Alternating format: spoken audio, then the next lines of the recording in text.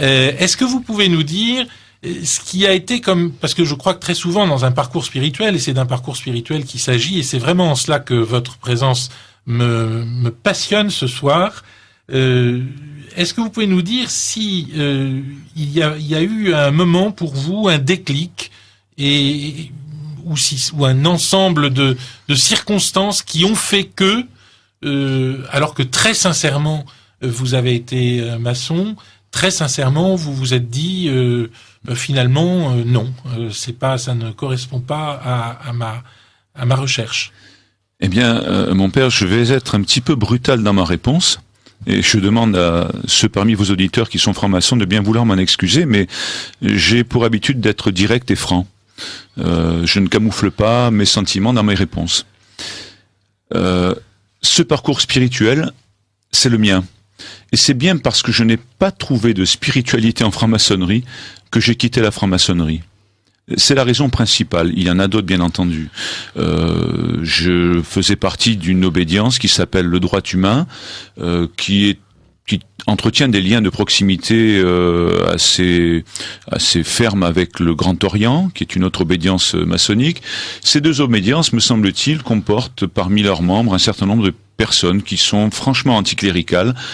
Et bien que catholiques à l'époque peu fervents, les manifestations anticléricales, parfois christianophobes, il faut pas avoir peur de le dire, m'ont heurté, troublé, blessé, au point que je me suis posé la question de savoir si j'allais continuer à être franc-maçon ou pas dans ces conditions-là. Est-ce que je peux vous faire préciser quelque chose? Parce que souvent, autant que je les comprenne, les francs-maçons se glorifient d'être neutres et se glorifient de cultiver une neutralité. Et vous dites, ce à quoi j'ai assisté, et vous avez mis cela à la première personne, donc c'est un témoignage direct, et c'est d'abord, et ce qui m'a d'abord choqué, c'est une forme de christianophobie, donc d'absence de neutralité.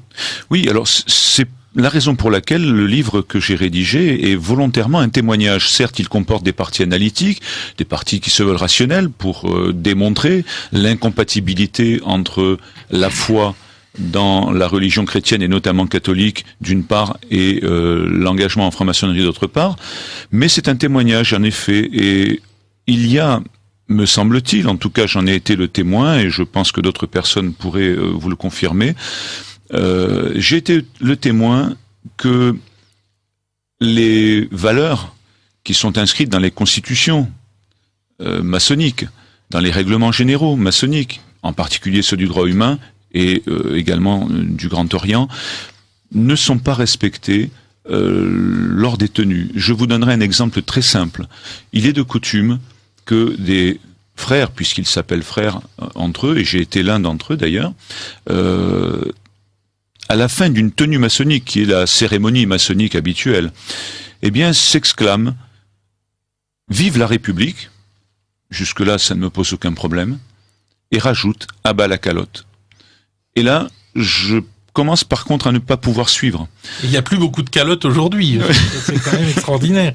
Alors il y a un auditeur ou une auditrice, pardon. Auditrice de Radio Courtoisie, oui, qui abonde dans votre sens. Voilà, qui donne son témoignage elle-même. J'étais moi-même membre, du droit humain en tant que femme, et j'ai quitté la maçonnerie exactement pour les mêmes raisons évoquées par l'intervenant, c'est-à-dire une insupportable christianophobie. Écoutez, je remercie cette auditrice d'apporter cette précision parce que il se trouve que je donne un certain nombre de conférences sur le thème de cet ouvrage, puisque bien entendu dans un ouvrage on peut pas tout écrire par manque de place, de temps et pour d'autres raisons. Donc je tiens à préciser ce que j'écris. Et au cours de ces conférences, on m'a posé cette question et beaucoup de francs-maçons présents m'ont dit de manière assez courtoise d'ailleurs que finalement la franc-maçonnerie, notamment une certaine franc-maçonnerie qui se disait déiste, n'était peut-être pas aussi christianophobe. Bon, je connais mal certaines obédiences comme la GLNF ou la Grande Loge, mais il est vrai qu'au droit humain, il est vrai qu'au Grand Orient, à titre personnel, et je pense que cette personne confirme ce que je dis, j'ai souffert d'une christianophobie. Je préciserai par un deuxième exemple qui confirmera le précédent que je vous ai donné. J'ai entendu un frère dire que l'Église était raciste. Alors je n'ai pas répondu à la provocation, mais quand on voit, alors je parle de l'Aude que je connais bien, quand on voit le nombre de frères africains que nous côtoyons dans l'Aude, à un moment donné, je crois que certains francs-maçons, pas la franc-maçonnerie elle-même, mais certains francs-maçons doivent arrêter de délirer.